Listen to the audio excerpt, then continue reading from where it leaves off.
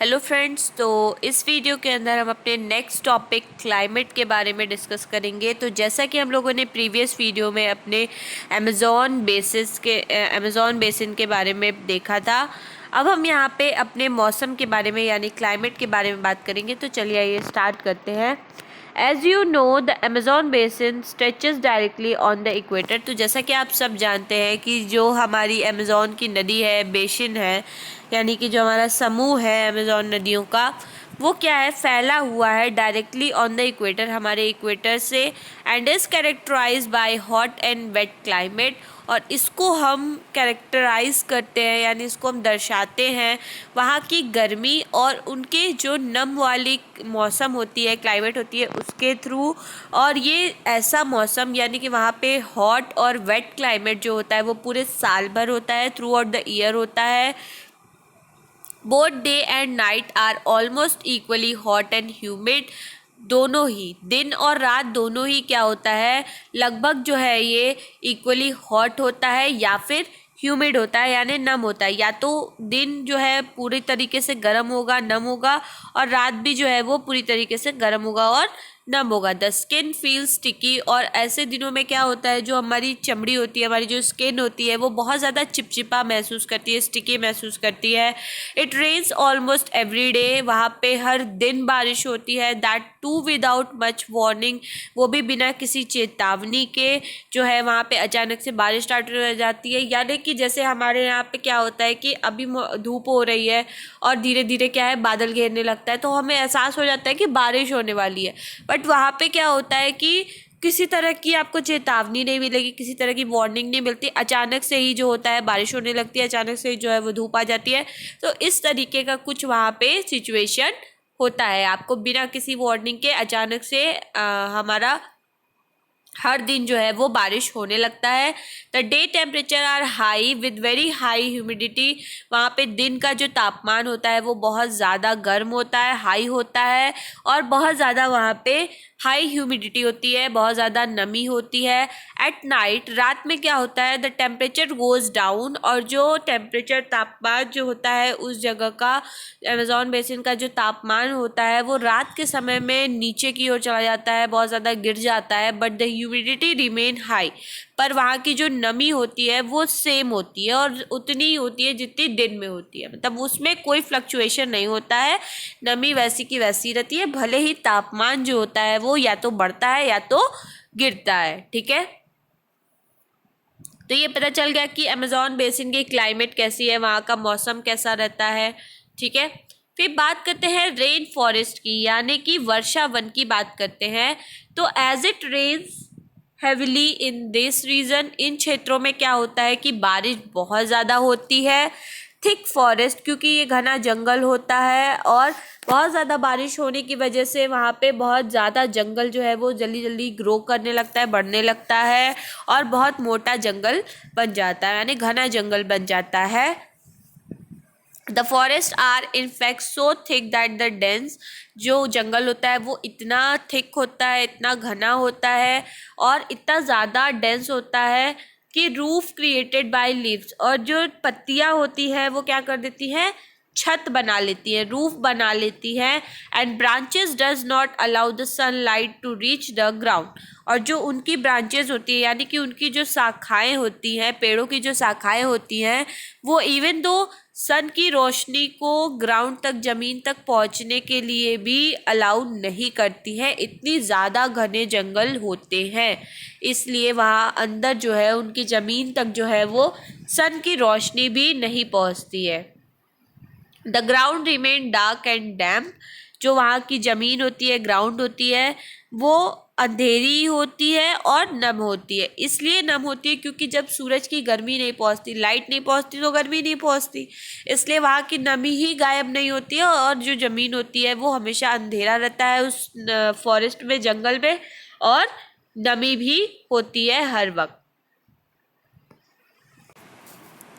Only shade tolerant vegetation में grow hair, इसलिए यहाँ पे ये कह रहा है कि केवल छाया वाली जो है सहनशील वनस्पतियाँ, पेड़ पौधे ही यहाँ पे उगते हैं। इसलिए क्योंकि जब सनलाइट आती ही नहीं है तो क्या होता है, सिर्फ वहाँ पे शेड होती है, यहाँ पे मतलब कि केवल हल्की हल्की छाया पड़ती है। इसलिए जिन पेड़ों को सिर्फ शेड की ज़रूरत होती है उसमें ही वो ग्रो कर जाते हैं, बढ़ जाते हैं। ऐसे ही पेड़ पौधे आपको इस फॉरेस्ट के अंदर देखने को मिलते हैं।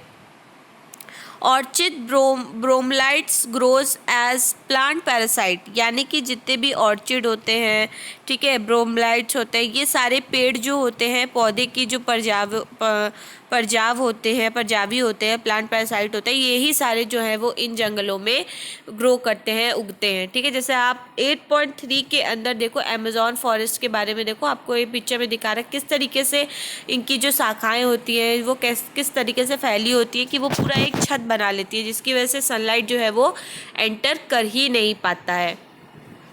The rain forest is rich in फोना, जो हमारी रेन फॉरेस्ट होती है, यानी कि हमारा जो वर्षा वन होता है, वो क्या होता है ना कि बहुत ज़्यादा रिच होता है, यानी कि बहुत ज़्यादा भरपूर होता है एनिमल लाइफ में। फोना जो है वो हमारे जानवरों की जीवन के बारे में दर्शाता है। फ्लोरा जो है वो आपके फ्लावर वगैरह और पेड़ के बारे में होता है, और फोना जो होता है हमारा जानवरों से रिलेटेड होता है। तो रेन फॉरेस्ट के अंदर, वर्षा वन के अंदर भरपूर जो है वो एनिमल लाइफ होता है, जानवर होते हैं, जैसे बर्ड्स सच एज टोकन। आपको बर्ड्स वहाँ पे चिड़िया जो है देखने को मिल जाएगी, टोकन, यानी कि जिनकी आप अगर पिक्चर में देखो जिनकी चोंच बहुत लंबी होती है और ये रंगीन कलर के होते हैं, इनको हम टोकान्स कहते हैं। ठीक है, हमिंग बर्ड मिल जाएगी, जो आपको एक चिड़िया होती है जो आप कभी सुने होगे तो उसकी आवाज़ आती है, तो वो हमारा हमिंग बर्ड कहलाता है। मकाओ, ठीक है, एक प्रकार का तोता होता है, ये आपको देखने को मिलेगा। With their brilliantly coloured plumage, यानी कि शानदार ढंग से रंगीन चिड़िया के जो पर का पंख होता है वो आपको देखने को मिल जाएगा वहाँ पे। Over size bill for eating, बहुत ज़्यादा पेड़ों में जो है वो बड़े से शेप में एक बिल दिख जाएगा, जो कि अलग अलग तरीके के जानवरों द्वारा खाए जाने के बाद बनाया जाता है। Different from birds we commonly see in India, जो जैसे वुड पिकर होते हैं ना, जो लकड़ियों को अपने ठोर से मार मार के छेद कर देते हैं, खाते हैं, तो वो आपको इंडिया के अंदर बहुत देखने को मिलता है। और ये सब जो होते हैं वो पूरा क्या कर देते हैं, पेड़ों में एक बड़े बड़े बिल्स बना देते हैं उस पेड़ों को खा करके। These bird also make a loud sound, और यही जो बर्ड्स होते हैं, जो चिड़िया होती है, बहुत ज़्यादा तेज़ तेज़ का साउंड बनाती हैं, निकालती हैं उन जंगलों में। एनिमल्स, जानवर और भी होते हैं, जैसे मंकी हो गए, आपका स्लॉथ हो गया, ठीक है, एंड आंट ईटिंग टैपरीज हो गया। स्लॉथ जो होता है वो सूअर जैसा एक जानवर होता है, ठीक है वो, और उसके बाद आपका आंट ईटिंग टैपरीज हो गया। फिर फाउंड है, ये सारे जो जानवर है आपको जंगलों में देखने को मिलता है। फिर वेरियस स्पीसीज ऑफ रेप्टाइल्स, आपको छिपकली की बहुत सारी प्रजाति देखने को मिल जाएगी, स्नेक्स की देखने को मिल जाएगी, सांपों की। ऑलमोस्ट थ्राइव्स इन दिस जंगल, मतलब कि लगभग जो है ये सारी जो है वो पनपती हैं इन जंगलों के अंदर। जैसे क्रोकोडाइल्स आप देखोगे, स्नेक्स देखोगे, सांप वगैरह, मतलब कि इन जंगलों में आपको क्रोकोडाइल्स देखने को मिल जाएंगे, यानी कि बहुत सारे मगरमच्छ, सांप, आपको अजगर देखने को मिल जाएगा, पाइथन वगैरह। ठीक है, ये सारे जो है वो उस जंगलों में लाजमी है कि आपको दिखेंगे ही दिखेंगे। एनाकोंडा एंड बोआ, एनाकोंडा एक अजगर है जो बहुत खतरनाक होता है, बोआ कंस्ट्रक्टर होता है। आज सम ऑफ द स्पीसीज, और ये इन कुछ स्पीसीज में मतलब प्रजातियों में से एक होता है। Beside the basin is a home, जो ये घाटी होती है, बेसिन होती है, ये इनका घर होता है। 2000 ऑफ स्पीसीज ऑफ इंसेक्ट्स, जो इसमें हजारों से भी ज़्यादा जो स्पीसीज होती है, प्रजाति होती हैं इंसेक्ट्स की, जानवरों की, वो सब यहाँ पे रहती हैं। सेवरल स्पीसीज ऑफ फिशेस, बहुत सारी स्पीसीज जो होती हैं, यानी कि प्रजातियाँ होती हैं जो मछलियों की होती हैं, वो भी यहाँ पे होती हैं, इंक्लूडिंग अ फ्लैश ईटिंग पिराना, जैसे कि जो मांस खाने वाली पिराना फिश होती है, जो दूसरे जानवरों के फ्लैश को खा करके ज़िंदा रहती है, वो आपको देखने को मिल जाएगी इस नदियों में, आपके अमेज़न बेसिन में। दिस बेसिन इज़ दस एक्स्ट्रा ऑर्डनरी रिच, ये बेसिन जो होता है, ये घाटी जो होता है, ये बहुत ज़्यादा ही भरपूर होता है in the variety of life found there. यहाँ पे आपको बहुत सारे ऐसे अलग अलग प्रकार के जानवरों की लाइफ जो है इसमें देखने को आपको मिल जाएगी। मतलब कि बहुत सारे आपको इस जंगल के अंदर आपको बहुत सारे जानवर देखने को मिल जाएंगे। इन घाटियों में आपको बहुत सारे फिशेस की वैरायटी देखने को मिल जाएगी। ओवरऑल यहाँ पे पूरा एक समूह होता है जो हमारे इस अमेज़न रिवर और बेसिन में है। अलग अलग तरीके के जानवर यहाँ पे पाए जाते हैं। ठीक है। Bromeliads are special plant that store water in their leaves. ये एक ब्रोमिलेट्स है जो क्या करता है कि अपने प्लांट्स में, अपने पेड़ों में पानी को स्टोर करके रखता है अपने लीफ के थ्रू। एनिमल्स लाइक फ्रॉग, जैसे जानवर होते हैं जैसे मेंढक, use this pocket of water. वो जानवर जो होते हैं मेंढक वगैरह, वो सब इस पॉकेट ऑफ वाटर को, यानी कि जो पानी इकट्ठा करता है ब्रोमिलेट, उस पानी को अपने एग को वहाँ पे देने के लिए जो मेंढक होते हैं वो यूज़ करते हैं। यानी कि अपने जितने भी एग होते हैं फ्रॉक्स, उन्हीं पत्तियों में, उसी पानियों में वो वहाँ पे देते हैं। Some TV channel broadcast documentaries on the wild life of the world. जो हमारी वन जीवन होता है दुनिया में, उसके ऊपर बहुत सारे ऐसे टीवी चैनल पे आपको चैनल देखने को मिलता है जो उस पर आपको पूरा दिखाता है कि कैसे जंगलों में, घने जंगलों में किस तरीके से सर्वाइव किया जाता है, कौन कौन से जानवर देखने को मिलते हैं, अगर आप वहाँ फंस जाओ तो आप क्या करो। तो ये सब आपको टीवी पे दिखाया जाता है। Try to watch some of the film. आप कोशिश करिए कि कुछ ऐसे देखिए फिल्म। And share your experience with the class. आप अपने फ्रेंड्स के साथ अपने एक्सपीरियंस को बताइए। जैसे एनाकोंडा वगैरह से रिलेटेड बहुत सारी मूवीज़ आई हैं जो आपको देखनी चाहिए। उसमें आपको ये पता चल जाता है कि अगर आप कभी इन लाइफ ऐसी सिचुएशन में फंस जाते हो तो आपको क्या करना चाहिए, क्या नहीं करना चाहिए। ठीक है। तो तापीर एक जानवर होता है जो सूअर जैसा दिखता है और हाथी जैसा, दोनों जैसा दिखता है। ठीक है। उसके मुंह जो होते हैं वो सूअर जैसे होता है और शरीर जो होता है वो हाथी जैसा होता है। ठीक है। तो इसको तापीर कहते हैं।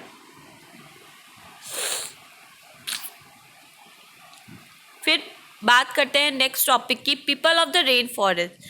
लोगों के बारे में जो इस घने जंगलों में, वर्षा वन में रहते हैं। People grow most of their foods in small areas after clearing some trees in the forest. वहाँ के लोग क्या करते हैं, जो थोड़ा मोड़ा जो है वो वहाँ पे खाना जो है वो छोटे से एरिया में, स्मॉल एरियाज में वो क्या करते हैं, अपने खाने को उगाते हैं। ज़्यादातर क्या करके कुछ जो जंगलों के पेड़ होते हैं उनको काट देते हैं, क्लियर कर देते हैं और उन्हीं जगहों पे वो अपने खाने के लिए चीज़ों को उगाते हैं। वाइल्ड मैन हंट, जब इन आदमी क्या करता है, शिकार करने जाता है। And fish along the river, और या तो मछली पकड़ने जाता है नदियों में। तो women take care of the crops, तब औरतें जो होती हैं वो फसलों का ध्यान रखती हैं।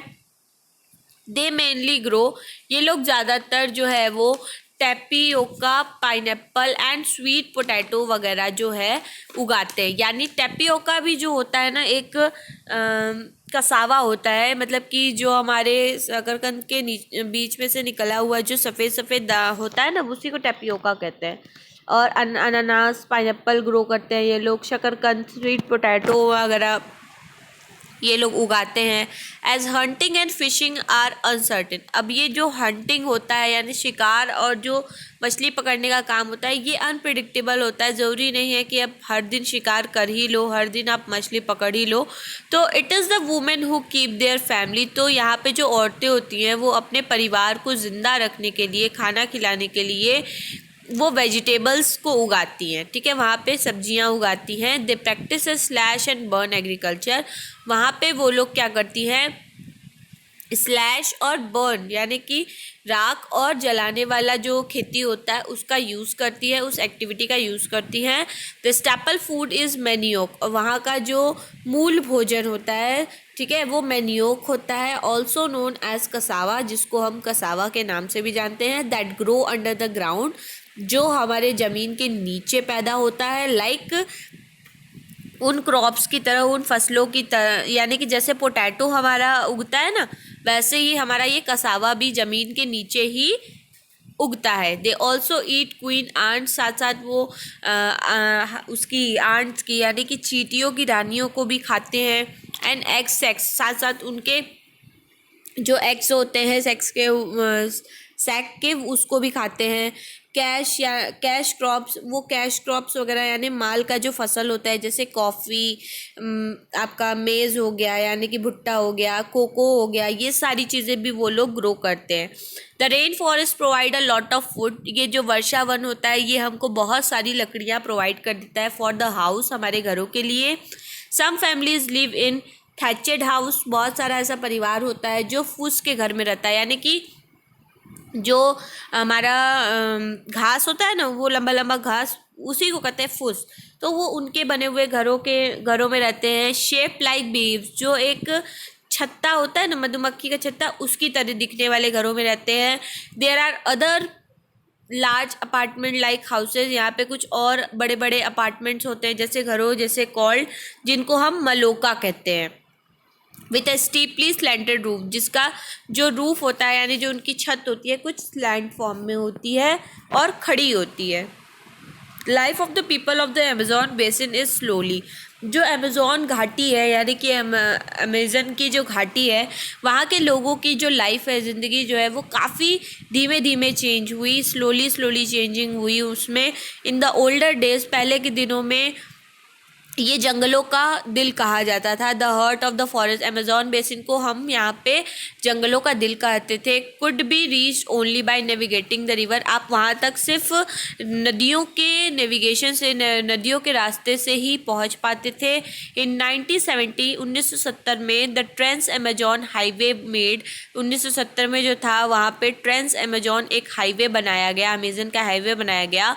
Made all part of the rain forest, जहाँ पे सारे रेन फॉर वर्षा वन के सारे पार्ट्स जो हैं वो आप इजीली उस हाईवे का यूज़ करके वहाँ तक पहुँच सकते थे।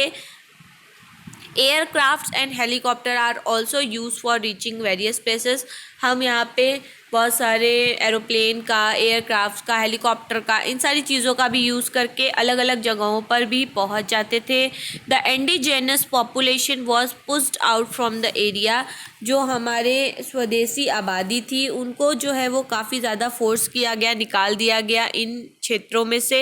And force to settle in new areas, और उनको ये दबाव डाला गया कि वो नए जगहों पर जा कर के रहें। Where they continue to practice their distinctive way of farming, ताकि वो वहाँ जाके बसें और अपने अलग अलग प्रकार की जिस तरीके से वो खेती करते थे, फार्मिंग करते थे, उन चीज़ों को वहाँ पे जा कर के वो चीज़ करे। ठीक है। The development activities are leading to a gradual destruction, ये जो डेवलपमेंट गतिविधियाँ हुई यानी कि प्रगति लाने वाले जो कार्य किए जा रहे थे, उसकी वजह से क्या हुआ कि कर्मिक विनाश के लिए, यानी leading to a gradual destruction, यहाँ पे जो है कर्मिक विनाश होना शुरू हो गया of the biological diverse rain forest, यानी कि जो हमारे जैविक रूप से विविध वर्षा वन थे, डाइवर्स रेन फॉरेस्ट थे, उनको जो है बायोलॉजिकली उनका जो है वो धीरे धीरे विनाश होने लगा, ख़त्म होने लगा। It is estimated that a large area of the rain forest, यहाँ पे आकलन किया गया, मतलब अनुमान लगाया गया कि जो हमारा बड़ा क्षेत्र था वर्षा वन का, हैज़ बिन डिसअपियरिंग, वो धीरे धीरे क्या हो गया, डिसअपियर होने लगा, गायब होने लगा। Annually in the Amazon basin, मतलब जो हमारे पूरे अमेजोन बेसिन था, हमारा जो पूरा अमेजोन घाटी था, उसमें से जितना भी हमारा वर्षा वन था वो धीरे धीरे जो है वो उसका लार्ज हिस्सा जो है, एक क्षेत्र जो था वो धीरे धीरे गायब हो गया। You can see that this destruction of forest has much a wider implication, आपने ये देखा होगा कि ये जो विनाश हुआ था, हमारे फॉरेस्ट का गायब होना जो शुरू हुआ था, इसका बहुत बड़ा जो है वो प्रभाव जो पड़ा था, इम्प्लीकेशन किया गया था। The top soil is washed away as the rainfall, जैसे ही बारिश होती थी, जो मिट्टी की ऊपर का टॉप सॉइल होता था, यानी कि ऊपर ही परत जो होती थी मिट्टी की, वो पूरी की पूरी बह जाती थी, वॉश्ड हो जाती थी जैसे ही बारिश होता था। And the lush forest turn into a barren landscape, और जो हमारा हरा भरा जंगल था, लश फॉरेस्ट था, वो जो है तब्दील हो गया बंजर एक ज़मीन में। ठीक है, बंजर परिदृश्य में जो है वो तब्दील हो गया। तो अगर आप ये देखो, इस डायग्राम में देखो तो किस तरीके से पूरा जो है वो जंगल ही जंगल है, यहाँ पे किसी तरह का लोगों का ना नामो निशान है, ना कोई एग्रीकल्चर है, ना कुछ है, सिर्फ जंगल है। सेकेंड पेंटिंग में आप देखो तो इन्होंने क्या किया कि कुछ हिस्सों को उन्होंने काट दिया एग्रीकल्चर करने के लिए, घर बसा लिए, रास्ते बना लिए, उन लोगों ने प्लॉट वगैरह कर दिया, यहाँ पे जानवर पालने लगे। तो आधा तो हिस्सा उन लोगों ने जंगल का हटा दिया।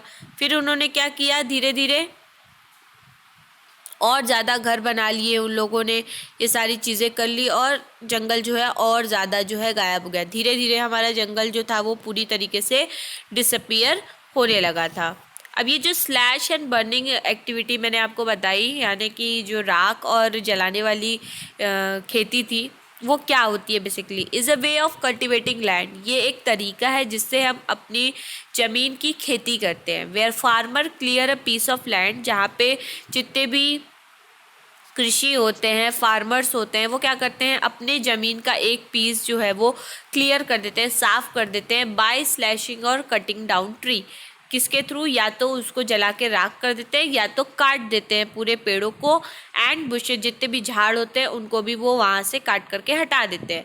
दीज आर देन बर्न, काटने के बाद उसको क्या कर देते हैं, वो जला देते हैं, विच रिलीज द न्यूट्रिएंट, जिससे क्या होता है, सारे पेड़ जो है जलने के बाद अपने न्यूट्रिशन को छोड़ देते हैं मिट्टियों में। ठीक है, न्यूट्रिएंट जितने भी होते हैं वो सारे मिट्टी में जा करके मिल जाते हैं। Now crops are gone in this clear field for a few years, कुछ सालों के लिए आप जो भी फसल चाहो उसको यहाँ पे इजीली जो है इस सफ़े हुए मैदान में आप ग्रो कर सकते हो, पैदा कर सकते हो। After repeatedly using the patch of land, बार बार इस जो ज़मीन को यूज़ करने के बाद, the soil loses their nutrient, धीरे धीरे जो मिट्टी होती है वो अपने न्यूट्रिएंट्स को पूरी तरीके से लूज़ करने लगती है, गायब होने लगता है उसमें से nutrients. So it is abundant, एक बार के बाद मतलब एक समय के बाद जो है वो बंजर हो जाती है पूरी तरीके से, सॉइल जो अपनी फर्टिलिटी, उपजाऊ शक्ति जो होती है वो खो बैठती है। Then they clear another plot of land to plant, फिर वो लोग क्या करते हैं, जब उनकी उस मिट्टी की उपजाऊ शक्ति ख़त्म हो जाती है तो वो क्या करते हैं कि दूसरे प्लॉट, लैंड के, ज़मीन के दूसरे प्लॉट को जा कर के वो क्लियर कर देते हैं, वापस से जला देते हैं और फिर से प्लांटिंग वहाँ करने लगते हैं। इन द मीन टाइम, उस बीच वो जो टाइम का पीरियड होता है, मीन टाइम होता है, young trees grow in the old field, पुराना फील्ड जो वहाँ ख़राब हो गया था वहाँ पे क्या होता है, जो पेड़ होती है वो धीरे धीरे ग्रो करने लगती हैं पुरानी ज़मीन में। In these veg soil fertility is restore, इससे क्या होता है, जो मिट्टी की जो उपजाऊ शक्ति है वो वापस से धीरे धीरे स्टोर होने लगती है, इकट्ठा होने लगती है। People can then return to it, फिर लोग क्या करते हैं, वापस से उन जगहों पे चले जाते हैं and start cultivating it again, और फिर वहाँ जाके वो दोबारा से जो है वो खेती करना शुरू कर देते हैं। तो ये हो गया प्रोसेस हमारा स्लैश एंड बर्न का, यानी कि क्या करते हैं, पहले लोग पहले उस ज़मीन को जलाते हैं, जितने भी पेड़ पौधे होते हैं उसको काट देते हैं, बर्न कर देते हैं, फिर उस जगह को छोड़ कर दूसरे लैंड पे चले जाते हैं जब वहाँ की मिट्टी अपनी फर्टिलिटी खो देती है। फिर उसके बाद क्या होता है, फिर वो दूसरे पैच दूसरे जगह पे करते रहते हैं, तब तक उस टाइम में क्या होता है, पुराने वाले जगह पे जो है नए नए पेड़ उग जाते हैं, जिससे सॉइल की फर्टिलिटी वापस आ जाती है धीरे धीरे, और फिर वो वापस वहाँ चले जाते हैं, फिर वही प्रोसेस करते हैं। तो ये धीरे धीरे से स्लैश एंड बर्निंग कल्टिवेशन का एक प्रोसेस बन गया था। ठीक है, तो इस तरीके से हम लोगों ने देखा कि किस तरीके से हमारा अमेज़न बेसिन का जो जंगल था वो धीरे धीरे गायब होने लगा, लोगों की जो एक्टिविटीज़ थी उसकी वजह से। कुछ जो है हमारे टॉप सॉइल की लेयर भी धीरे धीरे बह गई, क्योंकि पहले क्या होता था कि बारिश की इतनी ज़्यादा एंट्रेंस नहीं होती थी अमेज़न बेसिन में, क्योंकि घना जंगल था, तो इतनी ज़्यादा टॉप सॉइल्स हमारी बहती नहीं थी। पर जब जैसे जैसे खाली होने लगा, हमारी सारी मिट्टी जो है वो बहने लगी। ठीक है, तो इस वीडियो के लिए इतना ही। हम नेक्स्ट वीडियो में अपने नेक्स्ट टॉपिक को डिस्कस करेंगे। अगर आपको इस वीडियो से रिलेटेड कोई भी क्वेरीज होती है तो आप कमेंट सेक्शन में कमेंट करके पूछ सकते हैं। आई होप कि आपको वीडियो अच्छी लगी होगी। Thank you so much.